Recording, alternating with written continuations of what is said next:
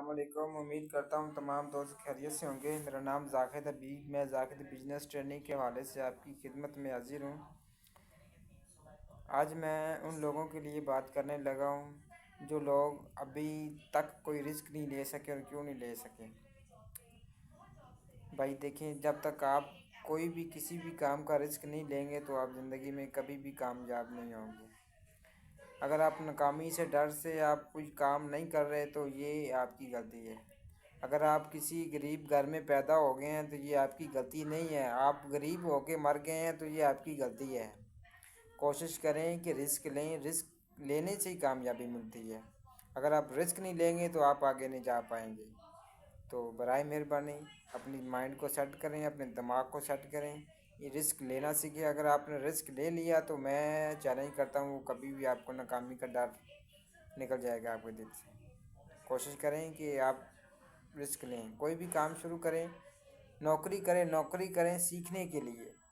9 حصے آتے ہیں رزق کے کاروبار میں اور ایک حصہ آتا ہے نوکری میں۔ نوکری آپ کریں، لیکن نوکری کریں سیکھنے کے لیے کہ میں اپنا کاروبار کیسے اور کس طرح سے کر سکتا ہوں، اور ابھی تک میرے میں کیا وجوہات ہیں جو میں نے ابھی تک نہیں کیا۔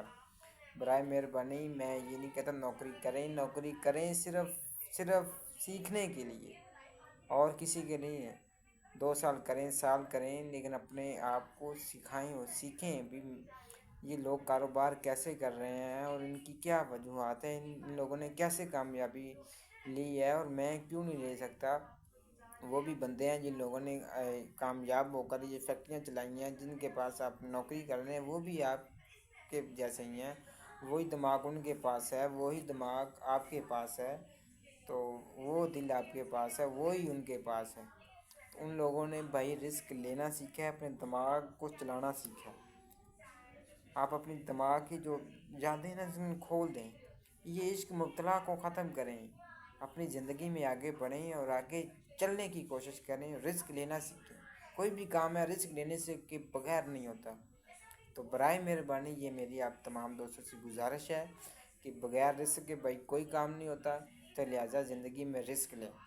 اور میں ایسی ٹپس آپ کو دیتا رہوں گا، اور اس لیے ہمارے چینل کو سبسکرائب کر دیا کریں، بیل آئی بٹن کو بھی دبا دیا کریں، اور انشاءاللہ میں آپ کو ایسی ٹپس بتا دیں، اور کمنٹ میں جا کے بھی اپنی رائے کا اظہار کر دیا کریں۔ اوکے، اللہ حافظ۔